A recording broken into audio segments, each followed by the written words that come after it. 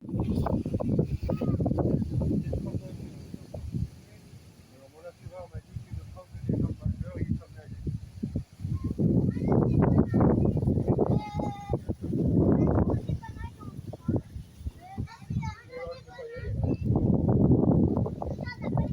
Alors, vous pouvez prendre des photos, hein. Je les vois à vos appareils. Et si vous avez besoin d'illustrer ces photos, moi c'est chaud.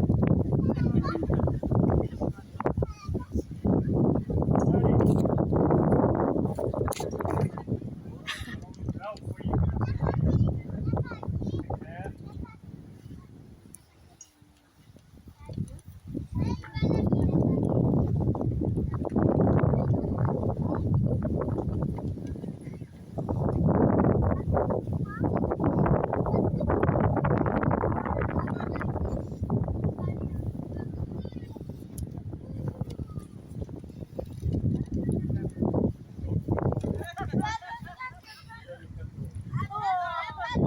Allez, on y va. Hop. Merci les enfants. Vous voyez, comme me dit, les enfants, ça ne les intéresse pas, ils ne comprennent rien. Vous voyez, ils comprennent rien. Allez, qui c'est qui me l'amène? Bon, ça, si. C'est lui qui a le voix en premier, Marcel. Hop, je filme pas parce qu'il y a un enfant qui va arriver.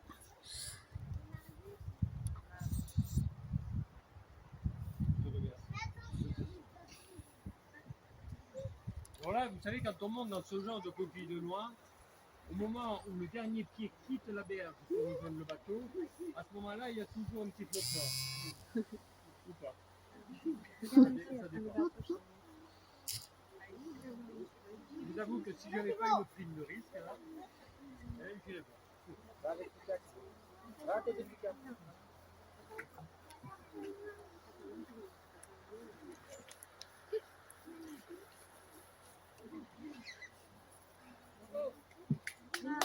C'est pas fini, attendez, je suis pas rendu. Hein, Courage, courage. donc vous allez voir ce geste très, très intéressant pour se déplacer vu qu'on a une seule pagaie. Alors évidemment, comme j'ai fait du canoë pendant longtemps, il m'a pas semblé indispensable de m'entraîner. Et vous allez voir ce que ça a donné.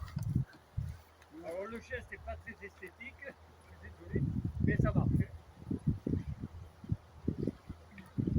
Voilà, donc j'ai poussé la berge de la pagaie, j'ai pris la pagaie, et voilà ce que j'ai fait.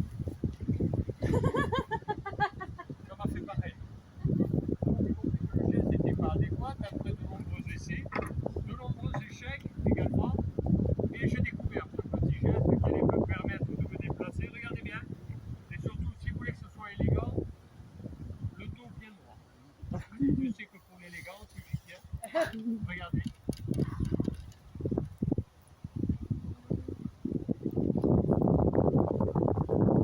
Alors si ça c'est pas élégant, c'est quoi? Ah ouais, ça c'est délicat. Regardez. Bravo. Élégant, silencieux, écologique. Le bilan de carbone, on n'en prend pas un coup, c'est avantages. Alors si je devais décrire le geste, je vous dirais que devant le bateau, il faut faire un 8. Regardez. Un jour où j'étais pressé, j'ai voulu faire un 9. Ça n'a pas marché. Alors, sur les îles britanniques, ce petit bateau servait, je vous l'ai dit, à aller à la pêche au saumon. Les Gaulois étaient d'excellents pêcheurs.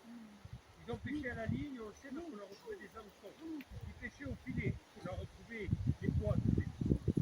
Et ils pêchaient à la nappe, et je reviendrai tout à l'heure en tout cas. Les Gaulois, donc à l'époque, avaient construisé des tout petits bateaux, des petites barques, je veux dire, comme ça.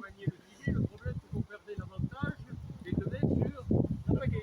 Il a fallu inventer un autre geste, regardez.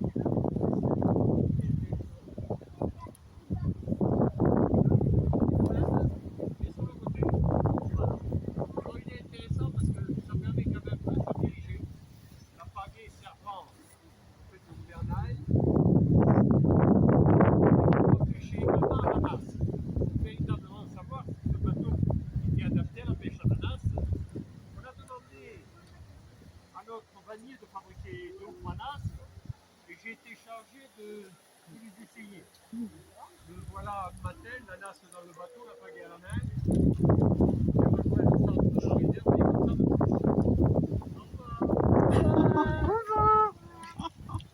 Revenez, on vous a payé. J'ai jeté la nasse, j'ai bien coulé, j'ai mis un petit flotteur, j'ai mis également Donc c'est une petite barque où il y a le mousson dessus. Ils sont encore construits de la même façon à notre époque en Inde, j'ai tiré dessus.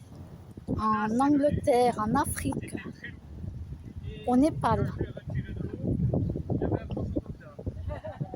Non, ne rigolez pas. Vous allez me dire, c'est pas la taille qui compte. Moi, j'étais content. Je venais une fois de plus, eh bien, de prouver l'ingéniosité de ces peuples qui nous ont précédés. Eh bien, vous voyez, l'archéologie expérimentale, Il est très marrant ce guide. il faut y aller. Allez, je vous laisse mes abonnés.